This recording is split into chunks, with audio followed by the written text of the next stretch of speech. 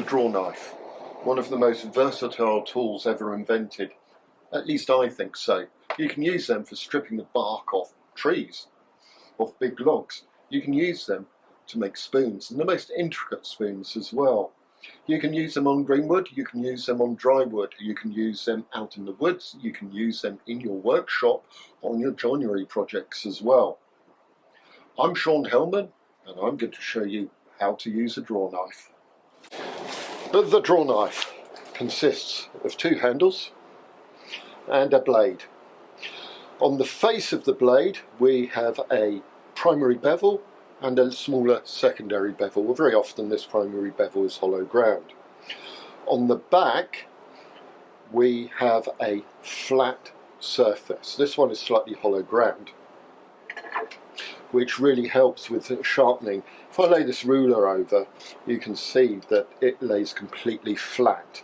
So from the spine to the edge, there is no other back bevel or secondary bevel in place.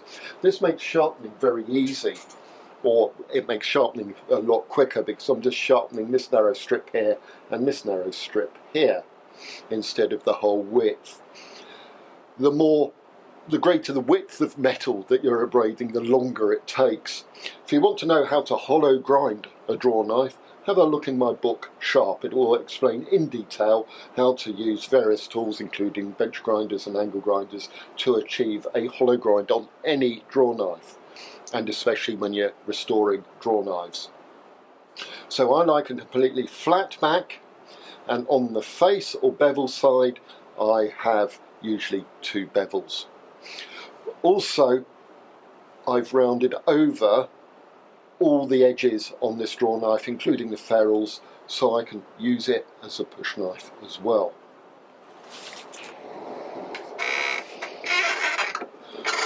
Drawknives are usually used in shaving horses, quick release clamps to grip your work while you hold your tool. I'm using the Drawknife bevel up or face up at the moment, and this takes flat cuts off. It doesn't really go down into the hollows here. Do you use it with the back up, the flat side up, or do you use it with the bevel up? I use them, and I design my Drawknives to be used either way, and I think this is really important for the versatility and use of the Drawknife. Most people will use their Drawknives bevel down or back up, and this is great when you're doing hollowing cuts. And as you can see, I'm going down into a dip here, coming up to the knot, and then coming down into the dip again. If I was to use it with the bevel up, I would just be cutting the top parts, the highest parts of this log off, which is great for making something straight.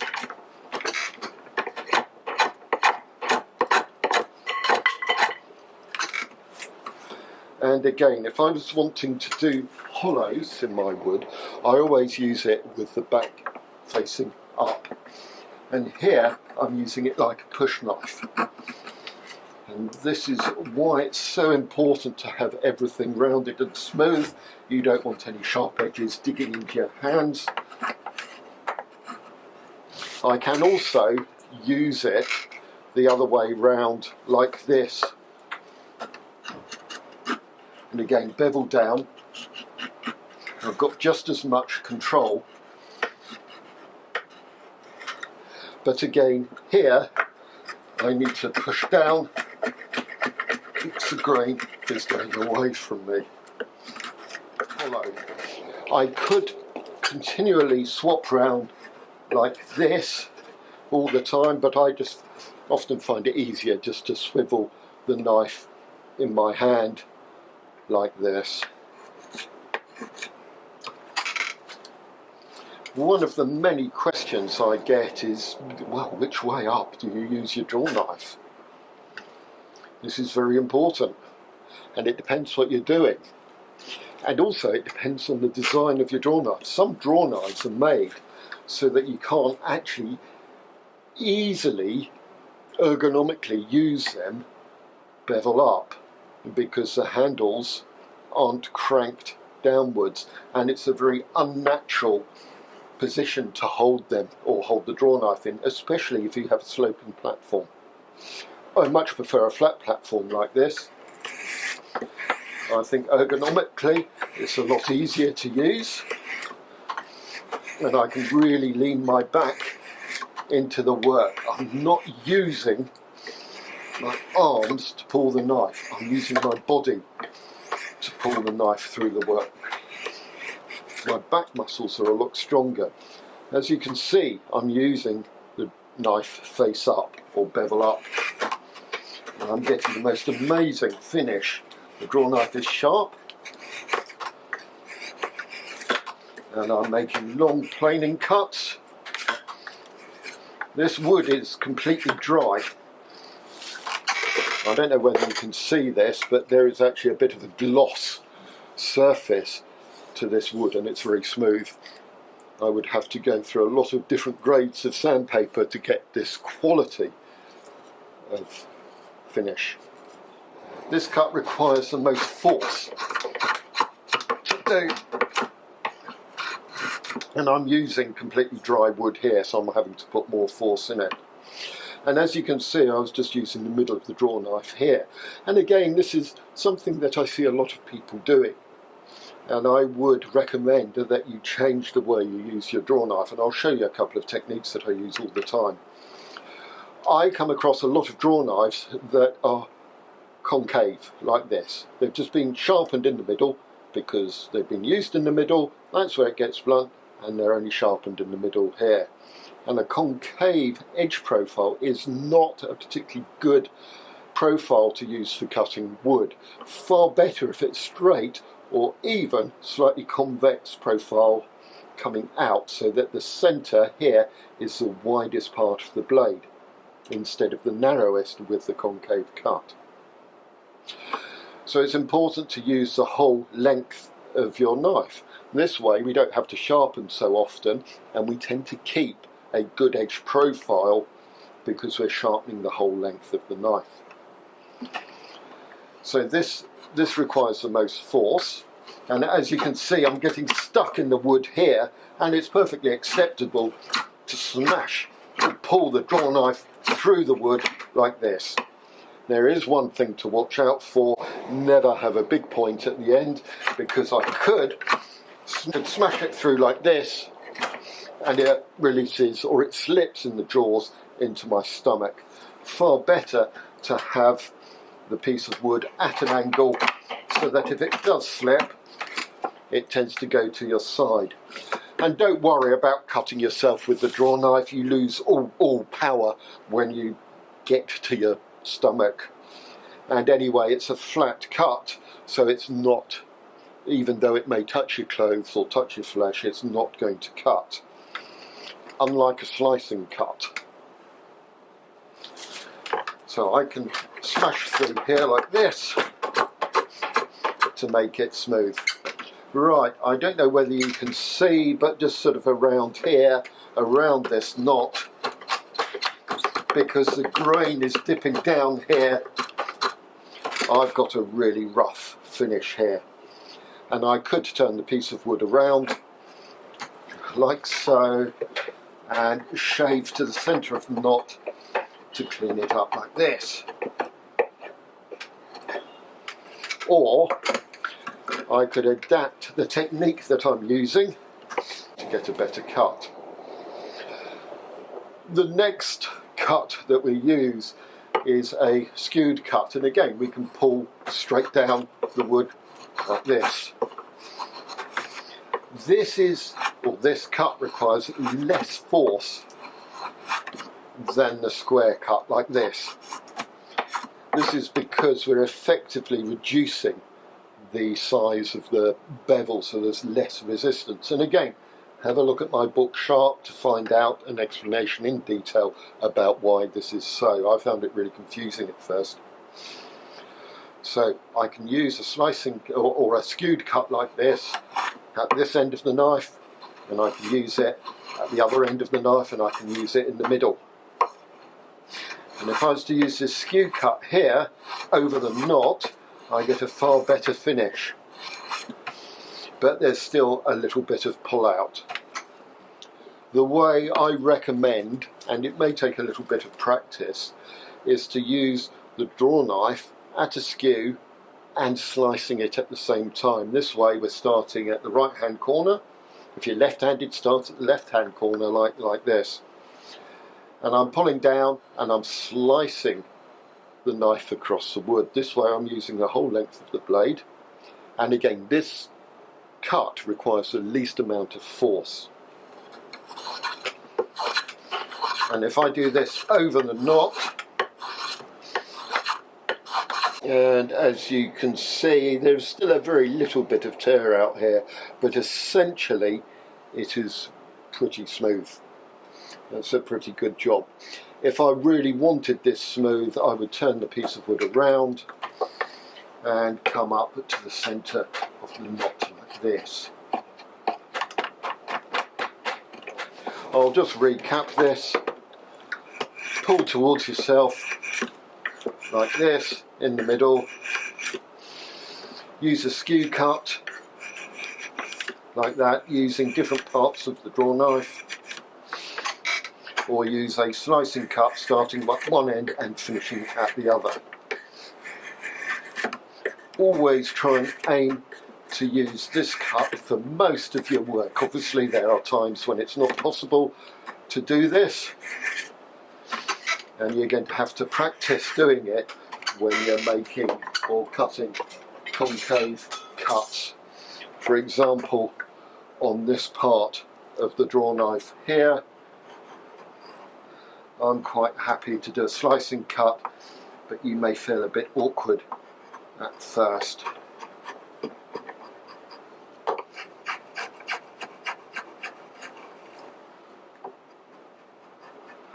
I always make a habit of trying to use the ends of the draw knife when I start making a cut.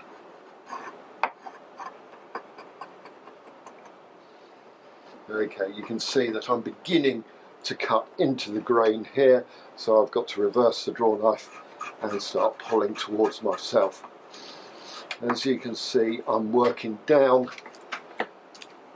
to the original cut rather than just going for it.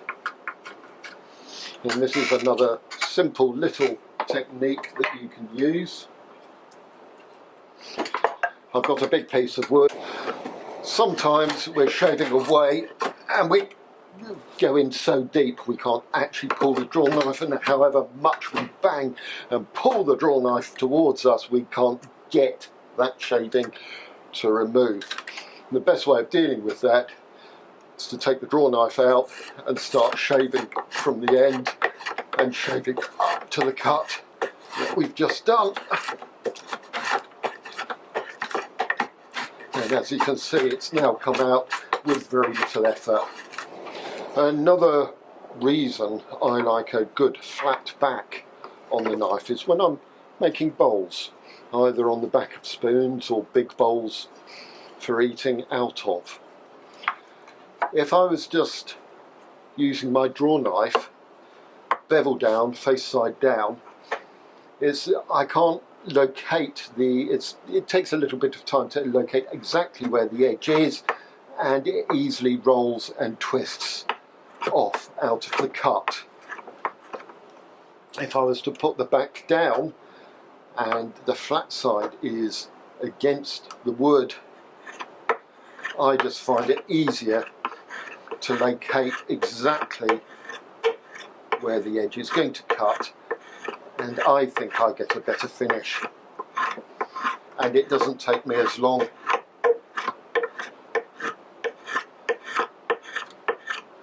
So this is partly why I like a really flat back.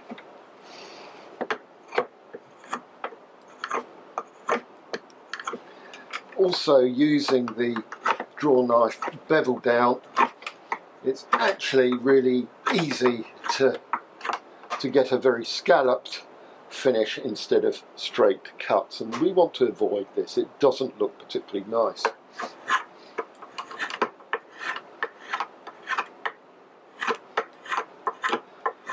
Again, when we're doing long planing cuts,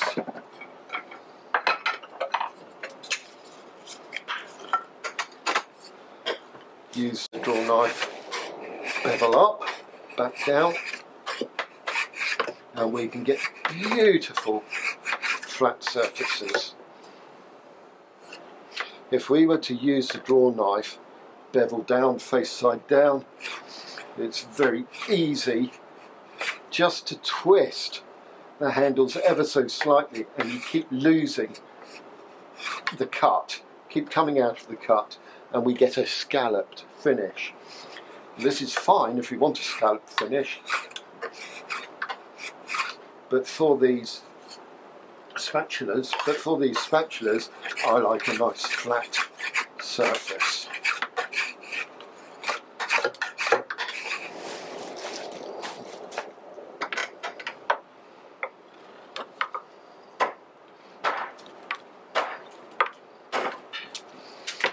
Using the draw knife as an axe.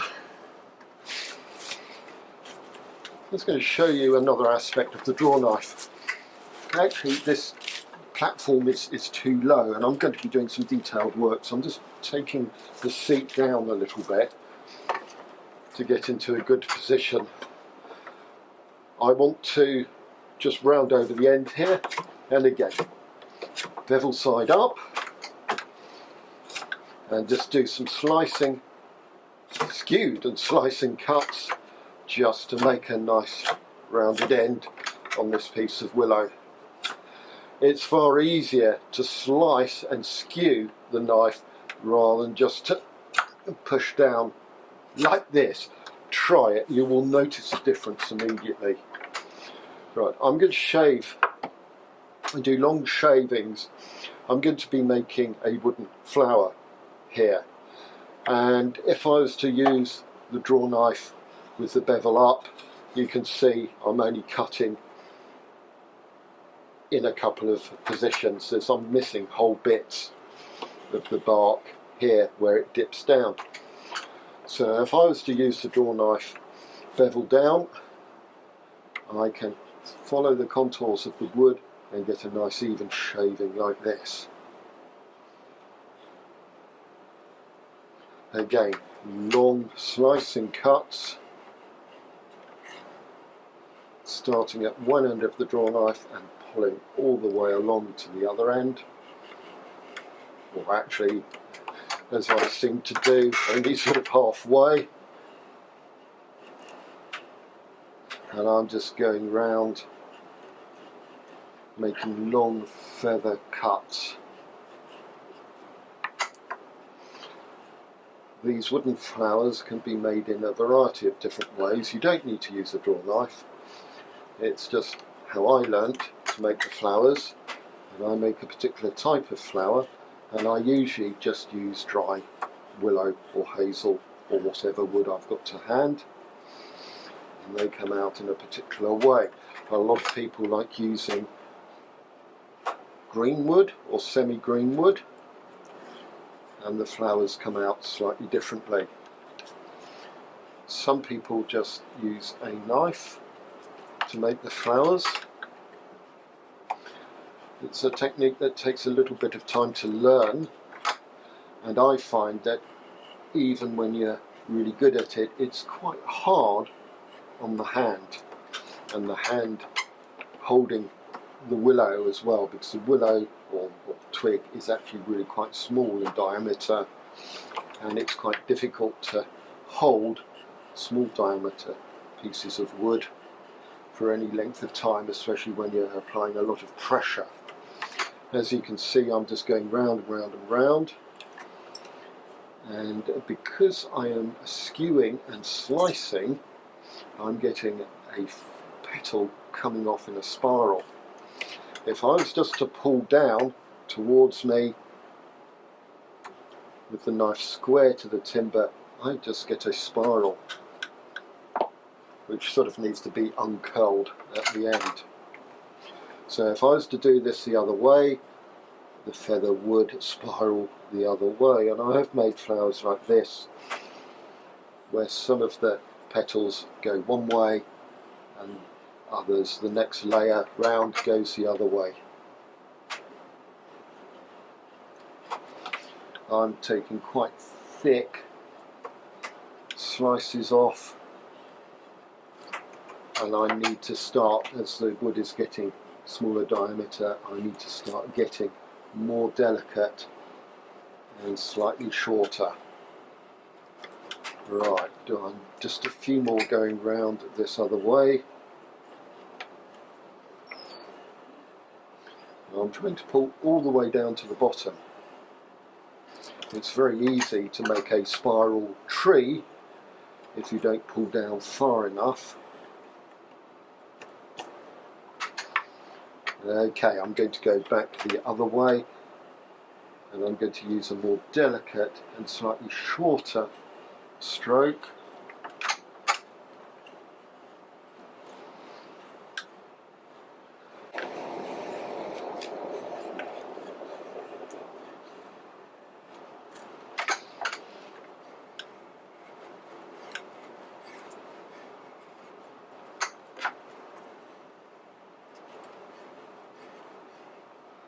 And it's going to fall off any minute. I have come to the pith on the other side. So I'll just come around here again. And here we go, a little wooden flower made using a draw knife.